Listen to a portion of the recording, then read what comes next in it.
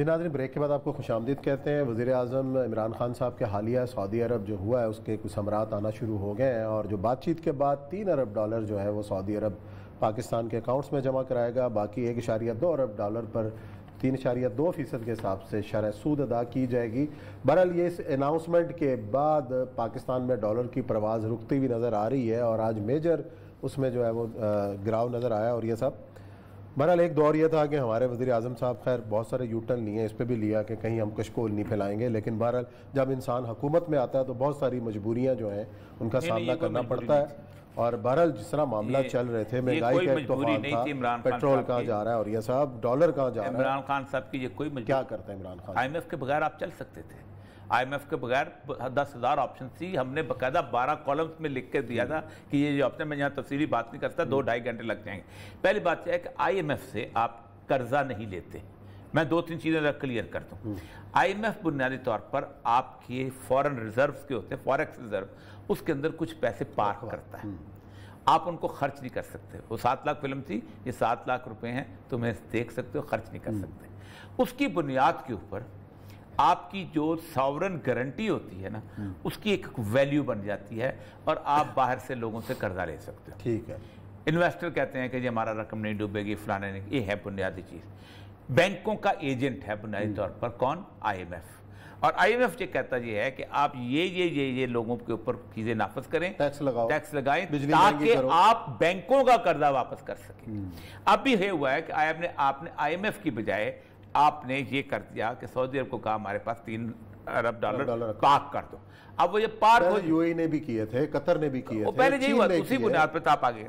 असल मसला यह है कि आप IMF को छोड़ दें, आप कर्जा ले कहां से रहे हैं और किन लोगों को आप यहां पर किस बुनियाद पे आप इन्वेस्टमेंट कर रहे हैं, ये है आपके साथ। दुनिया में मैंने इमरान खान साहब से कहा है, उनकी माशी टीम से कहा है, उसने शब्बरजादी साहब से ये पूछा, ये जब शौकत तरीन साहब मेरे सवाल है, दुनिया में एक मुल्क मुझे बता दें जो IMF की उसके ऊपर गया हो और उसके अंदर खुशहाली आई हो या वो आगे बढ़ सका। 10,000 का ये जो बाबर, क्या नाम है, रजा बाकर जो है, ये मिस्र में थे, मिस्र डूब गया। कौन सा ऐसा मुल्क है इसमें IMF प्रोग्राम मुल्कों को डुबोने के लिए होता है। होता यह है कि आप शौकत अजीज साहब ने तो वापस किया, फिर इसहाक डार साहब ने, शौकत अजीज साहब, सिर्फ शौकत अजीज के जमाने में IMF जो है पाकिस्तान से कान से पकड़ के सिर्फ शौकत अजीज ने निकाला है। उसकी वजह ये थी, शौकत अजीज मतलब बैंकर, शौकत अजीज न्यू के बैंक कैसे चलाना है। एक बात तो ये था। दूसरी बात ये थी कि उस वक्त अमेरिकन एड आपको बहुत आ रही थी, कोलिशन सपोर्ट फंड भी आ रहा था, आप अमेरिका के उस पर खाते पे चल रहे थे। अपनी इकोनॉमी खुद डिजाइन की जाती है, वो हमने की नहीं आज तक। देखिए जो आपके ऊपर, देखिए जिन मुल्कों ने IMF को कान से पकड़ के निकाला है ना, उन मुल्कों ने पहले ये तय किया था कि ये जो कर्जा पिछले छोड़ के गए हैं, क्या ये वाकई सही है या नहीं है। मैं अक्सर मिसाल देता हूं एक्वाडोर की। एक्वाडोर में एक प्राइम मिनिस्टर आ गया था, कोरिया नाम था उसका। उस बंदे ने कहा कि आप ऐसा करो कि ये जो डेट की हम 10 महीने की हम एक बनाते हैं, और जो डेट हमारे चंद लोगों की फायदे के लिए लिया गया वो इलिजिटिमेट है। 10 महीने के अंदर उन्होंने एरिक टुसान, एक नाम बंदा है ब्रसेल्स का, उसको बुलाया, उसने सारा कुछ दे दिया। उसके बाद उन्होंने इनकार कर दिया, अपने बॉन्ड्स वॉल स्ट्रीट से माफी मंगा ली। 88% लोन कहते हैं हमारा नहीं, हम पे नहीं करें। दुनिया ने मान लिया। खुद प्राइम मिनिस्टर गया फाइनेंस सेक्रेटरी के दफ्तर के अंदर, फाइनेंस मिनिस्ट्री के दफ्तर के अंदर IMF का दफ्तर था, प्राइम मिनिस्टर ने खुद ताले लगाए उस दफ्तर को, कहा निकलो, कान से पढ़ के निकाल दिया। उन्होंने कहा तुम्हारी कोई जरूरत नहीं हमें, जब हम अपने 10 महीने के बाद ऑडिट कंप्लीट कर लेंगे। और डेफिनेशन तय की कि the debt which has been accrued for the benefit of the few is illegitimate. वो कर्जा जो चंद लोगों की खुशहाली के लिए लिया जाता है, वो कर्जा जो है वो बुनियादी तौर पर क्या है, वो इलिजिटिमेट। $110 अरब का आपके पास कर्जा है। कल भी सवाल किया था, परसों भी सवाल करता हूं, गिन के हुकूमत बता दे खर्चा कहां हुआ है, बता देना।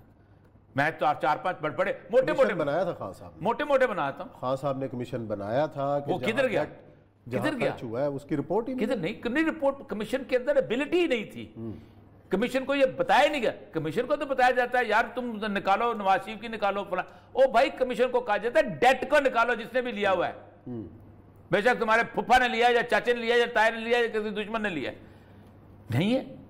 आप तक को तो स्टैंड ही इतना बड़ा है कि आप खड़े होकर कह सकते हैं कि ये हमारा कर्जा फलां बंदे ने लिया था اور یہ پروجیکٹ اس نے بنائے تھے اور یہ اس نے کمیشن کھایا ہے, یہ اس کی جائیدادیں تمہارے ملکوں میں ہیں, بیچو اور ہمیں دے دو.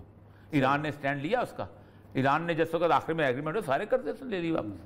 آپ کو پتہ ہے کہ 3-4 قسطوں کے اندر سارے فروزن منی ایران کے واپس چلے گئے. آپ سٹینڈ تو لو. آپ تو پارٹیشن کے وقت جو سونا برطانیہ نے رکھ لیا تھا پاکستان کے حصے کا, وہ سونا نہیں لے سکے. ہم اور کیا بات کریں گے؟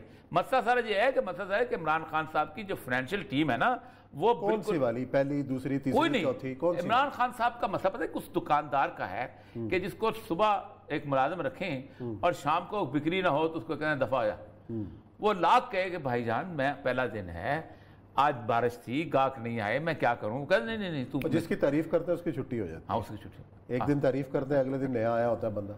خان صاحب نے مایوس کیا مکمل تھا. اس خان صاحب نے یہ ثابت کر دیا ہے, بھی مایوس کیا ہے تو امید کی کرن ثابت کر دیا ہے. پاکستان کے لیے امید کی کرن کیا ہے؟ سر امید کی کرن اللہ تعالیٰ نکال دیتا تھا. میں مایوس نہیں ہوتا. خان صاحب نے یہ ثابت کیا ہے کہ ایک بددیانت آدمی, ایک بددیانت ڈرائیور گاڑی کو چلاتا رہے گا, بے شک اس میں سے پٹرول چوری کرے, بے شک اس کے ڈیزل بھی کھائے, کیونکہ اس کو پتا ہوتا ہے کہ یہ گاڑی چلے گی تو میں پٹرول چوری کروں گا, لیکن ایک نااہل آدمی گاڑی کی ٹکر مار دے گا. میں تو 4-5 بڑے موٹے بنایا تھا خان صاحب, موٹے بناتا ہوں. خان صاحب نے کمیشن بنایا تھا, وہ کدھر گیا؟ ہوا ہے اس کی رپورٹ ہی کدھر نہیں رپورٹ. کمیشن کے اندر ایبلٹی ہی نہیں تھی.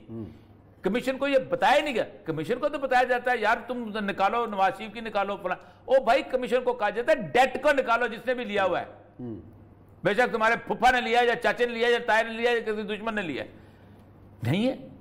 آپ تک کو تو سٹینڈ ہی اتنا بڑا ہے کہ آپ کھڑے ہو کے کہہ سکتے ہیں کہ یہ ہمارا قرضہ فلاں بندے نے لیا تھا اور یہ پروجیکٹ اس نے بنائے تھے اور یہ اس نے کمیشن کھایا ہے, یہ اس کی جائیدادیں تمہارے ملکوں میں ہیں, بیچو اور ہمیں دے دو. ایران نے سٹینڈ لیا اس کا. ایران نے جس وقت آخر میں ایگریمنٹ ہو سارے قرضے لے لی واپس. آپ کو پتہ ہے کہ 3-4 قسطوں کے اندر سارے فروزن منی ایران کے واپس چلے گئے. آپ سٹینڈ تو لو. آپ تو پارٹیشن کے وقت جو سونا برطانیہ نے رکھ لیا تھا پاکستان کے حصے کا, وہ سونا نہیں لے سکے. ہم اور کیا بات کریں گے؟ مسئلہ سارا یہ ہے کہ عمران خان صاحب کی جو فائنینشیل ٹیم ہے نا, وہ کون سی والی, پہلی, دوسری, تیسری, چوتھی, کون سی؟ عمران خان صاحب کا مسئلہ پتہ ہے کس دکاندار کا ہے کہ جس کو صبح ایک ملازم رکھیں اور شام کو بکری نہ ہو تو اس کو کہنا دفعہ ہو جا. وہ لاکھ کہے کہ بھائی جان میں پہلا دن ہے, آج بارش تھی, گاہک نہیں آئے, میں کیا کروں؟ کہ نہیں تو جس کی تعریف کرتے ہیں اس کی چھٹی ہو جاتی ہے. ہاں, اس کی چھٹی. ایک دن تعریف کرتے ہیں, اگلے دن نیا آیا ہوتا ہے بندہ. خان صاحب نے مایوس کیا مکمل تھا. اس خان صاحب نے یہ ثابت کر دیا ہے, بھی مایوس کیا ہے تو امید کی کرن ثابت کر دیا ہے. پاکستان کے لیے امید کی کرن کیا ہے؟ سر امید کی کرن اللہ تعالیٰ نکال دیتا تھا. میں مایوس نہیں ہوتا. خان صاحب نے یہ ثابت کیا ہے کہ ایک بددیانت آدمی, ایک بددیانت ڈرائیور گاڑی کو چلاتا رہے گا, بے شک اس میں سے پٹرول چوری کرے, بے شک اس کے ڈیزل بھی کھائے, کیونکہ اس کو پتا ہوتا ہے کہ یہ گاڑی چلے گی تو میں پٹرول چوری کروں گا, لیکن ایک نااہل آدمی گاڑی کی ٹکر مار دے گا. اچھا چلیں جی, دیکھتے ہیں کیا ہوتا ہے. اللہ تعالیٰ خیر رکھے اور پاکستان کے لیے کوئی اچھی خبریں ہمیں سننے کو ملے. یا لیتے ہیں بریک, اور بریک کے بعد آئیں گے اور ذکر کریں گے یوم سیاہ 27 اکتوبر, بھارت کے قبضے کا دن, اس پر کیا ہوا تھا اس کا ذکر کریں گے. آج پاکستان کے اندر کس طرح منایا گیا, کریں گے بات بریک کے بعد.